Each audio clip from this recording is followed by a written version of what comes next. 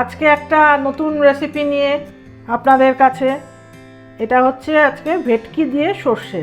কি কি লাগবে ভেটকি মাছটা রান্না করতে সর্ষে দিয়ে সেটা একটু এক পলকে দেখে নিন। প্রথমে মাছটা নিয়েছি, তার মধ্যে একটু নুন হলুদ মাখিয়ে নিয়েছি, এই যে নুন হলুদ দিয়েছি। তার মধ্যে একটুখানি দই রেখেছি, এক বাটি মানে ফেটিয়ে রেখেছি। আর এখানে সর্ষের গুঁড়ো রেখেছি, জল দিয়ে ভিজিয়ে রেখেছি। এটাকে একটু ছেঁকে দেবো। তারপরে একটু রাখবে সর্ষের তেল, এই যে সর্ষের তেল। তারপর লাগবে লঙ্কা, একটু লবণ, একটু হলুদ গুঁড়ো। তাহলে দেখুন, প্রথমে মাছটা ভেজে নিই। কড়াইটা বসিয়েছি, এবার উনুনটা ধরিয়ে দিয়ে একটু তেল দিয়ে দিই, সর্ষের তেল। একমাত্র সর্ষের তেল দিয়েই করতে হবে এটা।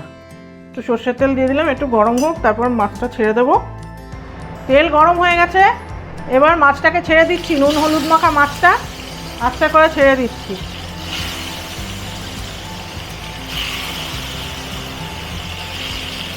এটা ভাজা ভাজা হলে তুলে নেব, ভেজে নিই ভালো করে।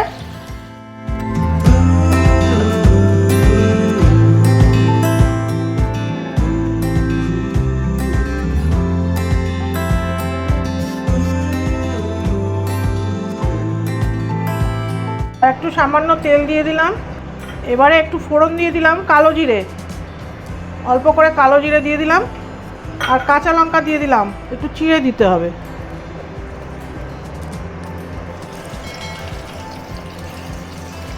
ফোড়নটা একটু গরম গরম হয়ে গেছে, ভাজা ভাজা হয়ে গেছে।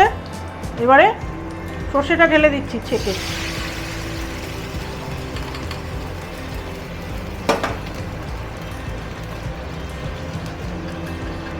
এর মধ্যে একটু দই দিয়ে দিলাম,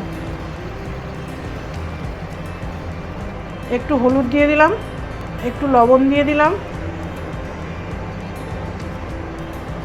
আর একটু জল দিয়ে দিলাম সর্ষের।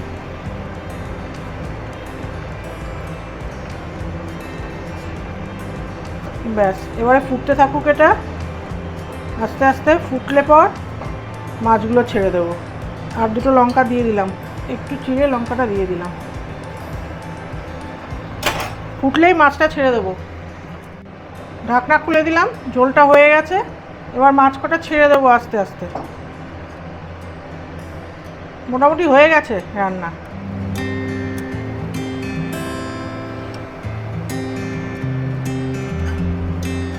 এবার এই ধনেপাতা কটা ওপরে দিয়ে দেবো। একটু বাড়িয়ে দিই গ্যাসটা। এবার ঢাকা দিয়ে দিলাম, হয়ে গেছে রান্না। একটু এপিট ওপিট করে দিই।